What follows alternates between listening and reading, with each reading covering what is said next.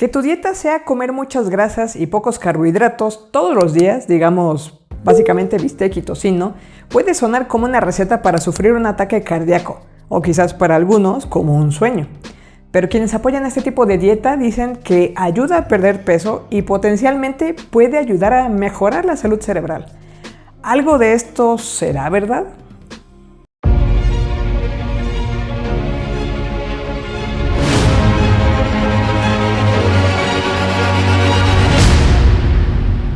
Colegas interesados en formarse opiniones basadas en evidencia científica y datos duros. Bienvenidos, yo soy Ciencia Reyes. Y yo, Cintia Reyes. Antes de otra cosa, un par de disclaimers. El primero, y como ya lo hemos dicho en otras ocasiones, es que para los cambios importantes de dieta es importante que acudas con un experto nutriólogo que analice tus necesidades y tu metabolismo. Un buen nutriólogo no solo te va a dar una dieta genérica, sino que va a hacer seguimiento sobre cómo vas reaccionando con estos cambios. Inclusive es posible que se apoye en solicitarse análisis clínicos cada cierto tiempo. Y número 2, ya hemos platicado en videos previos que comer carne y lácteos tiene un mayor impacto negativo en el tema del cambio climático que las dietas que reducen o evitan estos grupos de alimentos. Yo quiero saber si la dieta keto sirve para bajar de peso. Responderemos esa pregunta, pero primero vamos a platicar sobre la historia de esta dieta. Hay personas que han sobrevivido con dietas de este tipo desde hace siglos, los Inuits. En 1879, el teniente Frederick Schwatka, 17 acompañantes que incluían a un reportero y varios Inuits, así como varios perros para jalar 3 trineos, cruzaron la tundra ártica en busca de una misión naval británica desaparecida 30 años antes, mientras buscaban una ruta marítima. Para ellos, cargar mucha comida implicaba llevar mucho peso, así que solo llevaban comida para alimentarse por un mes, municiones y armas para poder cazar. Regresaron un año después, tras sobrevivir todos, incluidos los 44 perritos, adoptando una dieta completamente carnívora. En ese momento, esto era inaudito para la mayoría de los europeos, pero las 3 familias Inuit que acompañaron esta expedición ya estaban acostumbradas, ya que en zonas árticas crece poca vegetación. Los Inuit dependen principalmente de la caza del reno, mamíferos más pequeños y pescado. De acuerdo al diario del teniente, cuando cambiaron de dieta, todos se sentían fatigados y débiles, pero lograron adaptarse en unas 2 o 3 semanas. Años después, esta dieta llega a la literatura científica de la mano del antropólogo Vilhjálmur Stefansson, quien se fue a vivir con Inuits y a estudiar su cultura en 1907. Pasó una década viviendo entre la zona ártica y Europa. Entre las cosas destacadas de sus textos incluyó el hecho de que los Inuits tenían una dieta que implicaba pasar de 6 a 9 meses comiendo solo carne de mamíferos y pescado. Más o menos fue en esta época que las vitaminas comenzaron a entenderse como nutrientes importantes de nuestra dieta. Así que esto parecía un poco incongruente. ¿Cómo podía alguien vivir consumiendo principalmente carne sin presentar deficiencias vitamínicas?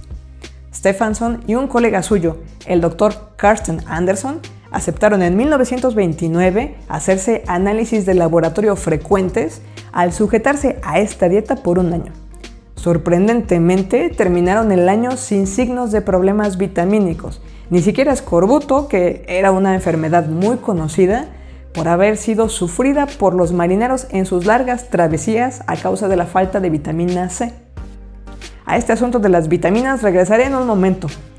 Por lo pronto vamos a continuar con la historia. Por la misma época, en las décadas de 1910 y 1920, comenzaron los estudios alrededor de las prácticas del ayuno mientras se buscaba controlar los ataques epilépticos. Se encontró que tanto el ayuno como una dieta específica ayudaban en esto. Esta dieta específica eventualmente es la que se llamaría dieta cetogénica, o le llamamos dieta keto por su nombre en inglés. Lo que se encontró es que tanto en el ayuno como en una dieta rica en grasas se podrían encontrar cuerpos cetónicos en la sangre de los pacientes. A este estado le llaman cetosis y ayuda a controlar los ataques epilépticos, Esto se usó principalmente en el tratamiento de niños que sufrían de esto.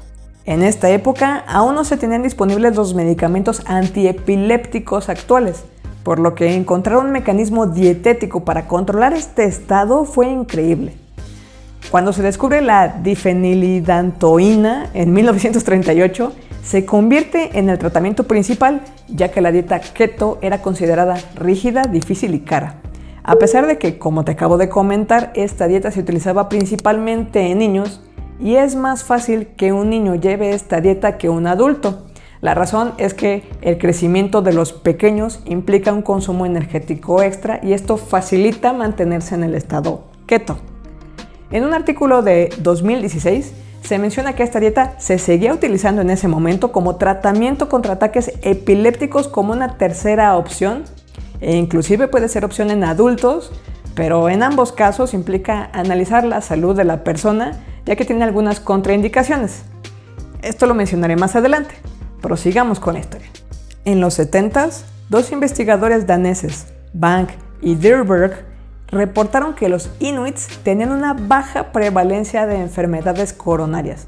Describieron esta dieta como consistente principalmente de grandes cantidades de carne de foca y grasa de ballena, y sugirieron que esta dieta era un factor clave en la supuesta baja incidencia de enfermedades cardíacas. A partir de aquí, comienza la proliferación de estudios que hablan de los efectos protectores de la dieta inuit. ¡Vaya historia! Pero entonces, ¿esta dieta sirve para bajar de peso? Primero, déjame contarte los detalles cuestionables de esta dieta. Una revisión de artículos científicos realizada en el 2013 indica que en realidad la incidencia de este tipo de enfermedades cardiovasculares en inuits de Canadá o Alaska no es menor comparada con poblaciones caucásicas y que de hecho no hay sustento detrás de la idea de los efectos protectores contra enfermedades cardíacas de la dieta inuit.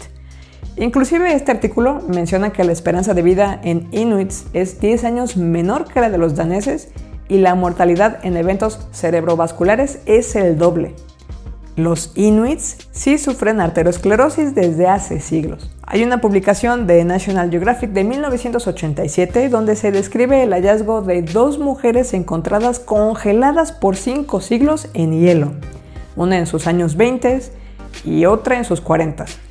Ambas mostraban signos de osteoporosis severa y arteriosclerosis, que se piensa pueden ser atribuibles a su dieta. En el tema de los nutrientes y vitaminas, cerca de 10 meses al año, los inuits no tienen acceso a plantas, pero las plantas y animales marinos a los que sí tienen acceso les permiten acceder a 30 miligramos de vitamina C diarios, que si bien está debajo de los 60 miligramos diarios recomendados, pareciera ser suficiente. La vitamina D, que no logran crear porque viven demasiado al norte y no tienen exposición a la necesaria luz ultravioleta tipo B, como comentamos en este video, la adquieren a partir de la vitamina D sintetizada por los peces. Los inuits logran adaptar sus cuerpos para sobrevivir en el límite de la recomendación nutricional, pero sí pagan ciertos costos por estas deficiencias. La ingesta de carne no es particularmente rica en calcio. Ya en un estudio antiguo, desde 1974, se hablaba que los inuits a sus 40 años de edad tenían un déficit del 10 al 15% de mineral óseo comparado con una población caucásica de Estados Unidos. El exceso de proteína en una dieta implica un mayor trabajo para el hígado y los riñones, que deben excretar los desechos en mayor cantidad de orina. Este proceso puede facilitar la desmineralización ósea. Una razón adicional para no creer que es tan buena idea que nosotros adoptemos la dieta inuit la encontramos en un artículo de 2015 que reporta que hay una firma genética en ellos que la mayoría de nosotros no compartimos. Ellos están genéticamente mejor adaptados para tener una dieta basada en grasas y expresar fenotipos metabólicos y antropométricos específicos. Las diferencias genéticas se notan en 5 genes del cromosoma 11, una región del cromosoma 1 que parece ayudar a su adaptación al frío porque producen calor por oxidación lipídica, es decir, queman grasa y se calientan. Hay una proteína que parece proteger contra el estrés oxidativo excesivo que se asocia con el hecho de comer muchas grasas. Esto le llamamos la ingesta de ácidos grasos omega 3 poliinsaturados. Y además hay un gen que parece contrarrestar la obesidad inducida por una dieta rica en grasa. Todo esto significa que a ellos les va mucho mejor comiendo grasas que a nosotros. Por cierto, en este canal hemos platicado en otros videos sobre qué tipo de ejercicio es mejor dependiendo de tu objetivo y varios temas de la vida cotidiana que se responden con ciencia. ¡Suscríbete! Anticipo que todavía no me vas a decir si la dieta es buena para bajar de peso o no. Pero a todo esto, ¿realmente necesitamos la glucosa para vivir? El cuerpo humano usa mucha glucosa. La obtenemos típicamente de alimentos ricos en carbohidratos y almidón como pan, pasta, papas y frutas. Nuestro cerebro es el principal consumidor energético, gastando casi el 20% de la energía total que consume nuestro cuerpo en un día, y la mitad de esa energía que consume el cerebro viene de la glucosa. Las dietas normales llevan muchos carbohidratos. El detalle, como lo he comentado en otros videos, es que el tema de los picos de azúcar implica que es mejor obtener los carbohidratos en su forma más compleja y no en alimentos más procesados o moléculas pequeñas como el azúcar que llevan los refrescos. ¿Y en estas dietas bajas en carbohidratos se apaga el cerebro? No. Cuando el cuerpo se encuentra en algo así como en modo inanición por glucosa, lo que hace es cambiar de combustible a grasa. Cuando nos estamos quedando sin carbohidratos, el hígado comienza a desdoblar la grasa, ya sea de lo que obtiene de la dieta o de tu propio cuerpo. La grasa se rompe en ácidos grasos que a su vez se rompen en cetonas o cuerpos cetónicos. En este punto te encuentras en cetosis. Eso significa que el cuerpo utiliza como combustible cetonas en lugar de glucosa. Hay 3 tipos de cetonas presentes en la cetosis: beta hidroxibutirato, BHB, acetoacetato y acetona. Cuando se desdobla la grasa, estas moléculas se liberan al torrente sanguíneo, viajan al cerebro y órganos vitales y llegan a las mitocondrias de las células, donde se usan como combustible. Aunque las cetonas no son el combustible preferido por nuestro cuerpo, funcionan muy bien. Inclusive, es posible que 1 gramo de BHB sea más eficiente energéticamente que 1 gramo de glucosa. Así es como la expedición liderada por el teniente Frederick al Ártico sobrevivió con una dieta basada en la caza y pesca, tras aprender que la adaptación a este cambio de dieta tomaba algunas semanas de sentirse débil o fatigado. Este periodo de adaptación se sigue reportando por quienes prueban este régimen alimenticio. ¿Y esta cetosis que mencionas perjudica o beneficia a nuestros cerebros? Sabemos que sí reduce los ataques epilépticos, aunque todavía no entendemos muy bien la razón. Hay varias hipótesis que incluyen cambios en la producción energética del cerebro o el equilibrio entre distintos neurotransmisores como GABA y norepinefrina, pero todavía no está claro el mecanismo. Hay otros estudios pequeños en los que se ha sugerido que puede servir este cambio de dieta en otras condiciones neurológicas degenerativas, pero todavía no hay un consenso claro de si son más los beneficios o los riesgos, sobre todo en personas de la tercera edad. ¡Oh! Oye, ¿y ahora sí me vas a decir si las dietas famosas por ser altas en grasa, altas en proteína y bajas en carbohidratos son mejores para perder peso? Específicamente la dieta keto no ha demostrado ser mejor que otros regímenes alimenticios para bajar de peso. Dependiendo del peso de la persona, hasta con una sola manzana de 15 gramos se puede cubrir la cuota de carbohidratos disponibles para comer. Además, cuando las personas se someten de manera independiente a una dieta keto, no necesariamente toman en cuenta el nivel de proteínas que ingieren. Se preocupan principalmente por los carbohidratos. Y cuando el cuerpo está desesperado por obtener glucosa y consumes un exceso de proteínas, el hígado rompe estos aminoácidos en glucosa, de modo que, aunque alguien esté haciendo el mejor esfuerzo por mantener su propia dieta keto, quizás en realidad no lo sea. En el tema de las proteínas, no hay una guía tan sencilla que sirva para todos.